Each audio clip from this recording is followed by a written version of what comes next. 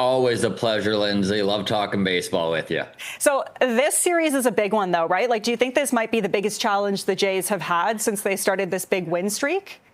It's definitely a challenge, and it's definitely pitting them against one of the best teams in the American League. And it definitely tests the resolve of the rest of us baseball fans across the country who aren't on the West Coast. I know the game got going yesterday at 10 p.m., but there was romance in the air yesterday for the game, with it being Max Scherzer versus Clayton Kershaw. So I managed to stay up and watch most of it anyways. And I mean, two Hall of Famers going head to head is pretty darn cool, especially guys with the history and the pedigree of those two. So a really cool game. Now Chris Bassett takes the mound today, and they're hoping to even the series up in LA. And honestly, it really is a test for this team.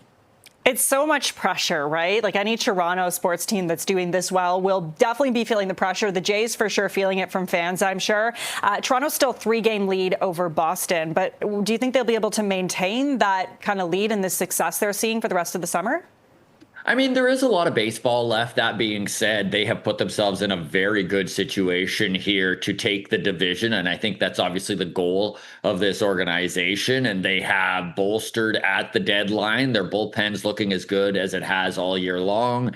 Their starting rotation is starting to get healthy with Shane Bieber, their big acquisition at the deadline. Now in rehab starts in Buffalo. Alek Manoah is coming along. So there is reinforcements coming. I know George Springer not being in this lineup and being on that concussion IL has definitely hurt the offense, but it is looking like he should start getting starts for rehab in Buffalo as well, hopefully today, and if not, then in the next couple of days. So yes, I think that this LA series is a big one for them. And you obviously, as a fan, cross your fingers and hope that they can keep the lead in the division. That said, this team has been through the ups and downs of a long season already. And yeah, they've set themselves up pretty well to continue to be one of the best teams in baseball. Okay, you brought up Shane Bieber. I was thinking about bringing up Shane Bieber. Let's just talk about him quickly. How has he been doing so far, do you think?